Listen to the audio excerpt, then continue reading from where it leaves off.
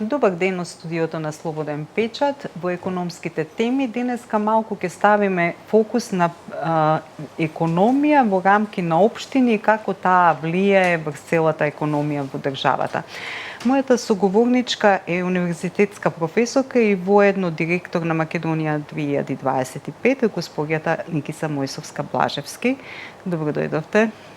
Добро ве најдов и ви благодарам на поканата. Не очекуваат локалните избори. Дали тие се еден вид на опасност за забавување на македонските економски активности? Да, секако, бидејќи знаеме дека изборите беа распишани на 9 август, околу 70 дена или најмалку 70 дена се наоѓаме во фаза на избори, така што во тој период не работи законодавната власт, во тој период не може да се распишуваат или носат одлуки за јавни набавки, така што секако еден вид на забавување на активноста, не се носат некои поголеми одлуки. Меѓутоа, нормално, доколку планирањето, особено зборувам сега тука за поголеми, за инфраструктурни проекти, доколку планирањето било направено на време, не може да кажеме дека ќе има некој застој во работите. Тие проекти се продолжуваат независно. Да, апсолутно. Како директор на Македонија 2025, можам да кажам дека сте на некој начин гласник на странските инвеститори што доаѓаат тука. Со какви проблеми се соочуваат во општините, бидејќи сепак некои дозволи треба да се побараат од општините, локација и слично? Апсолутно сте во право. Дел од работите се завршуваат на централно ниво или со централната власт, меѓутоа она што најчесто го кажуваат припадниците на диаспората, па и другите странски инвеститори, тоа се проблеми или предизвици токму на локално ниво. Почнуваат или најголем проблем е околу земјиштето, околу средување на земјиштето, околу имотно-правните односи и така натаму. Понатаму, вториот проблем е транспарентноста на општините. Не велам дека сите, сега не би генерализирала, меѓутоа транспарентност на постапките, информации, дали има достапни информации. Знаете, секогаш излегува ова е процедурата, меѓутоа има уште еден или два дополнителни чекори и така натаму. И третиот предизвик тоа е односот на администрацијата кон инвеститорите, односно, јас велам секогаш администрацијата е сервис на граѓаните, меѓутоа тоа не секогаш се покажува така. Така што навистина е многу тешко за странски инвеститори, тука ги вклучувам и македонците и селеници, да отпочнат активности и многу зависи од општината колку е приемчива, па некојаш и проактивна за да ги привлече тие инвестиции. Дали ви се жалат на урбанистички планови, затоа што често пати до нас стигнуваат такви информации, може да имаат некоја идеја, меѓутоа таму нема урбанистички план? Да, тоа во завиена форма го спомнав како земјиште, меѓутоа апсолутно да.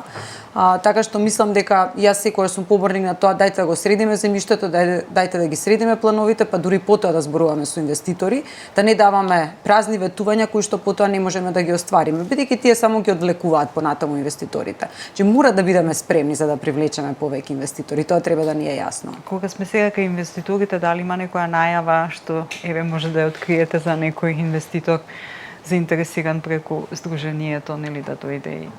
Има инвеститори, морам да кажам, тоа не се големи инвестиции, не се онакви мегаломански проекти за кои што зборувам, меѓутоа се повеќе наши од диаспората, вклучително и оние кои што се блиски до нашата организација, отвараат тука компании, преселуваат дел од своите активности доколку имаат, најчесто зборувам ова е за Северна Америка, ги префрлаат дел од активностите тука, имаат тимови кои што работат тука, така што морам да кажам дека навистина има една зголемена активност во таа смисла. Она што мораме да го направиме тоа е барем мала дерегулација. Значи ние секако следејќи го патот на пристапување кон ЕУ и прифаќање на дел од легислативата на ЕУ, станавме многу регулирана земја, зборувам за бизнис окружувањето, и земја каде што е навистина тешко да се прави бизнис. Ако се сеќавате во минатото имаше оние doing business, рангирање и така натаму, каде што навистина бевме добар реформатор, меѓутоа со тек на време и најмногу со прифаќање на законодавството од ЕУ, навистина станавме многу регулирана земја. На било кој од Северна Америка, па и од другите страни од светот, да му ги представите сите законски препреки или законски ограничувања, понатаму отварање на сметки во банки, значи вршење на сите активности поврзани со финанси, навистина заостануваме, односно е многу покомплицирано. Така што доколку сакаме да има повеќе инвестиции, мора да следи еден процес на дерегулација. Гледаме дека и во ЕУ веќе се зборува многу за тоа, бидејќи регулацијата значи помала конкурентност, па еве сега нели зборуваат како онаа политика на колачење на сите веб страни, да ја сменат, да ја укинат и така натаму, значи мораме да одиме во тој процес. Ние сме земја во развој, нас ни требаат инвестиции, ни треба извоз, така што мора да се дерегулираме и да овозможиме бизнисите полесно, побрзо да ги завршуваат работите. Дали можеби сте се соочиле со тоа да некоја фирма, некој странски инвеститор сака да дојде во Македонија, меѓутоа се откажи и отиде некаде во друга земја токму поради оваа регулатива? Да, апсолутно, тоа се случува често, значи тоа е или регулативата или како се применува регулативата, значи главно од администрацијата. Меѓутоа исто така морам да кажам дека некогаш се сведува на многу едноставна или мала грешка или проблем, а тоа е дури и отварање на банкарска сметка и сите барања кои што следат со тоа. Особено зборувам за компании од Америка и Канада. Би се вратила пак на општините во предизборието, дали сметате дека премногу, дека треба малку повеќе да се децентрализира власта, повеќе ингеренции да имаат општините, па можеби повеќе пари, ако имаше некое поместување во процентот што се дава од даноците?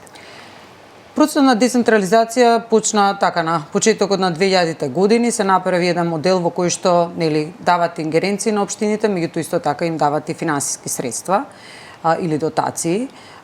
Понатаму малку се менуваше системот на финансирање, нели сега имаат покрај тоа што имаат учество во приходите од данокот на додадена вредност, се воведе една формула каде што малку сакаме или сака владата да ги стимулира да ги собираат даноците, така што нели има и дел кој што 6% е максимум она што може да им се префрли врз основа на данокот на додадена вредност, 4,5 е базичното, потоа дел кој што доаѓа од перформансите на општината, дали собрале повеќе данок на додадена вредност и околу 0,75% кој што е дел за врамнотежување на регионалниот развој или рамномерен регионален развој.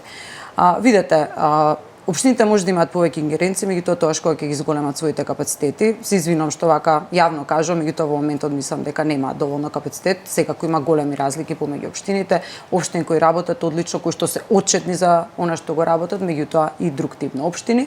Она што мене најмногу ми пречи е што општините некако не си ја вршат основната задача или не си ги наплатуваат приходите кои што потенцијално можат да ги наплатат, главно зборувам за данокот на имот, туку најлесно или прибегнуваат кон полесните опции, тоа се нели овие дотации од централната власт, трансфери од централната власт, тоа се оние се народски кажано приходи од комунали, иначе тие се приходи кои што се за уредување на земјиште и така натаму.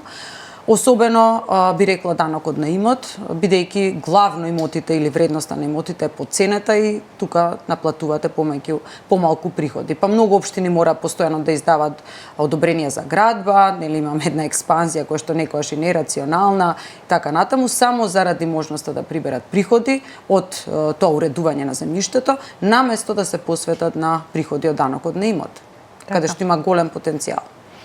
Македонија 2025 знаеме дека посвети внимание на дигитална трансформација. Ви имавте во тој контекст и повеќе пресови, се сеќаваме сега, меѓутоа реално докаде сме со таа дигитална трансформација и на централно ниво, па и на општинско ниво?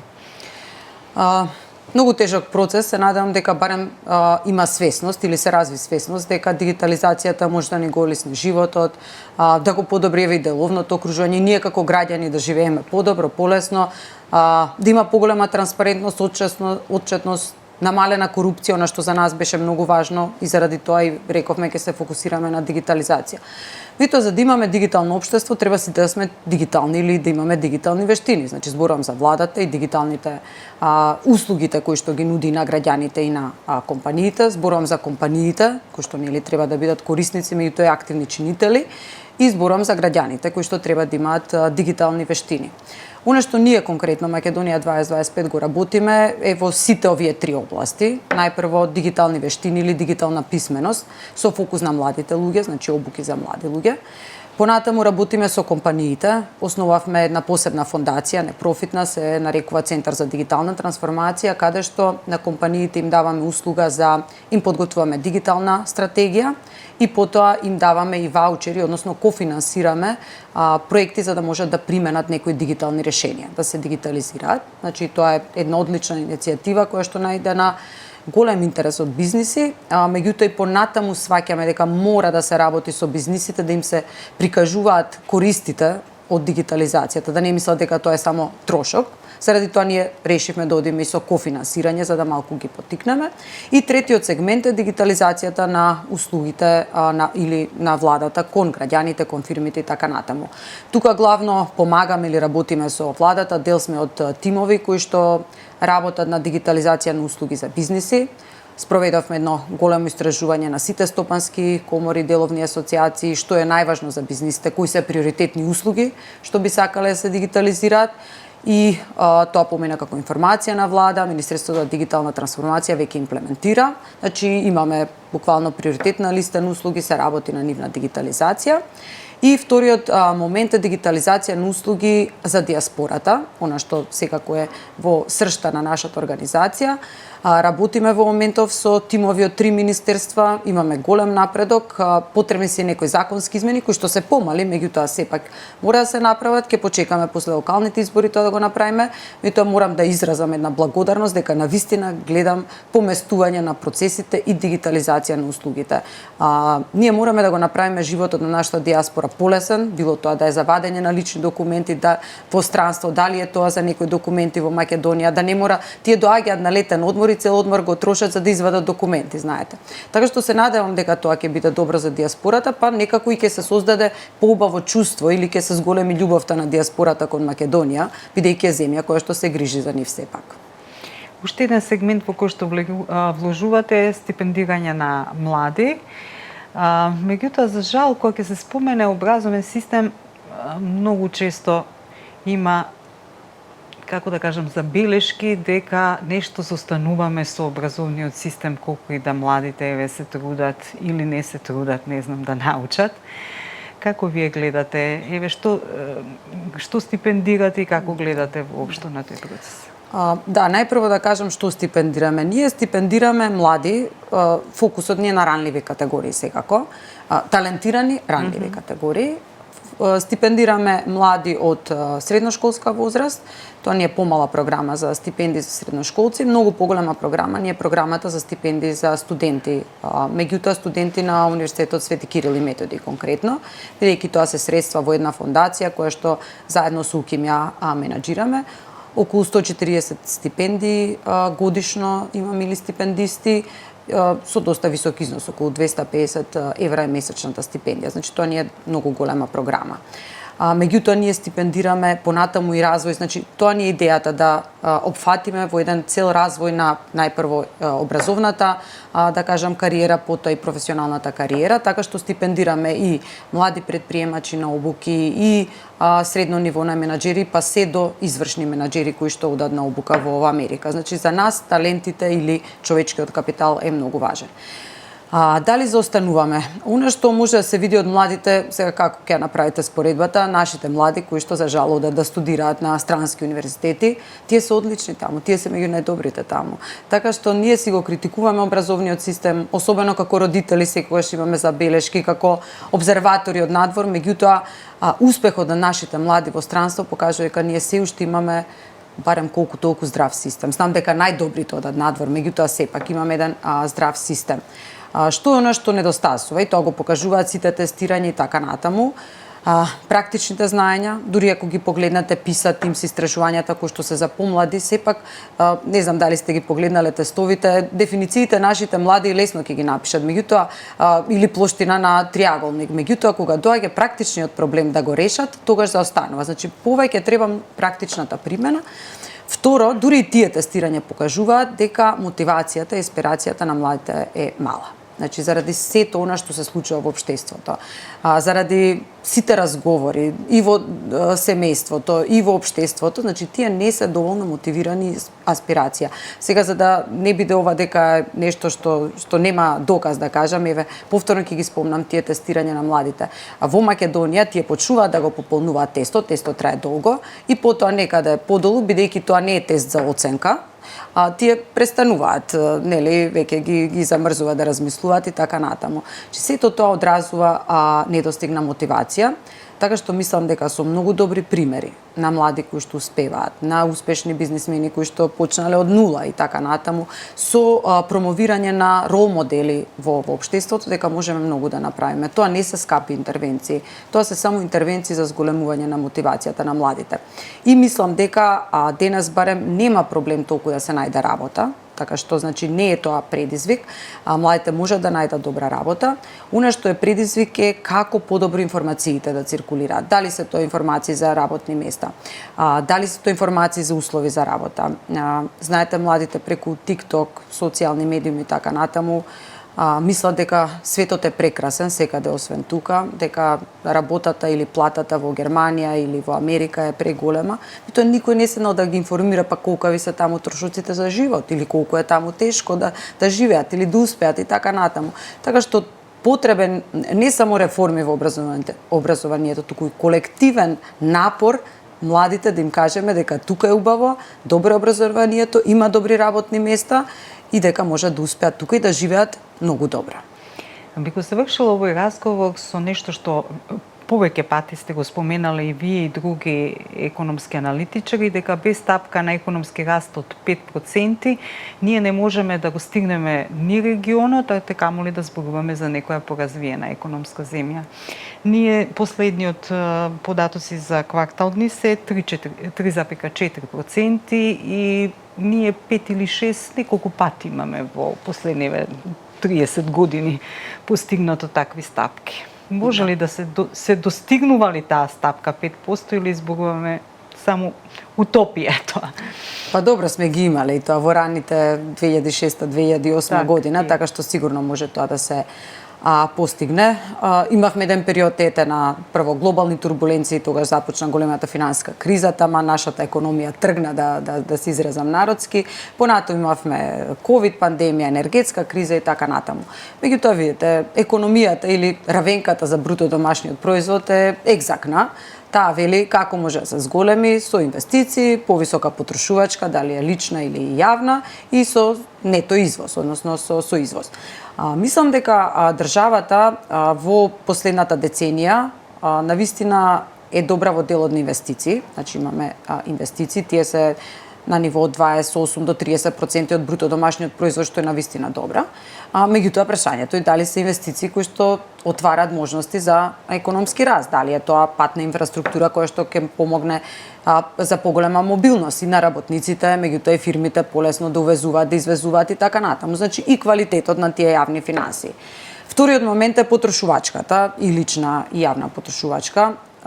Би го спомнала тука делот на лична потрошувачка. Пазете, кај нас населението или популацијата се намалува. Тоа е тренд кој што постои долго време. Че вие губите потрошувачи. Тоа значи дека учеството во бруто домашниот производ ќе биде мал. Така што прашањето на популацијата или бројност на нашето население е навистина многу важна тема. Немаме сега време да ја елаборираме, меѓутоа мора да дојдеме некако до да го стопираме барем трендот на депопулација. И јас тука ја гледам диаспората како една голема можност на тоа поле. Сам зборувам за зголемување на популацијата, меѓутоа исто така и за работа, отварање на бизниси од тука и така натаму. И среќна сум што во моментов со владата работиме на повеќе иницијативи во таа насока. Сакавме 2025 да биде година на диаспора, така наречена. И има, навистина се гледаат трендови на повратници од диаспората, затоа што никаде во светот во моментов ниту е известно, ниту е стабилно, дали е тоа геополитиката, војни и така натаму. Така што таму, сега да не должам, мислам дека има огромен потенцијал за зголемување на популацијата, меѓутоа и личната потрошувачка. Стигнуваме до нето извозот. Тука се потребни неколку промени работи, најпрво политиката на субвенционирање во земјоделството, че Македонија мора да најде подобар модел. и поголемо да дојдеме до поголемо производство на храна. Генерално извозот мора да се зголеми, како мала и отворена економија нема други можности за нас за развој освен извозот. Така што јас, значи, голем дел од поддршката преку владините мерки би ја насочила кон извозниците. Дали е тоа испитување на странски пазари, помош при наоѓање на странски пазари, не се доволни да отидете на еден саем на храна и така натаму за да почнете да извезувате. Значи, многу повеќе би инвестирала во тоа и би рекла човечки капитал, значи го имаме, ама како да не го користиме доволно. Така што можно е постигнување на 5 и на 6% стапка на економски раст. Политиките, знаете, треба да доминира економската политика. Не може геополитиката или политиката да доминира. Треба економијата да е во фокусот на владата. И нешто за што би апелирала, тоа се реформи во деловното окружување. Навистина мислам дека ни е потребна, на многу луѓе не им се допаѓа терминот регулаторна гилотина, меѓутоа еве наедноставно или ќе се разбереме, буквално една регулаторна гилотина или дерегулација. Госпоѓа Никица, со вас ми е секогаш многу пријатно да разговарам, затоа што навистина сте одличен соговорник. Ви благодарам што бевте и денеска со нас. Вие сте наш гостин и друг пат. На гледачите и слушателите им посакувам убав ден.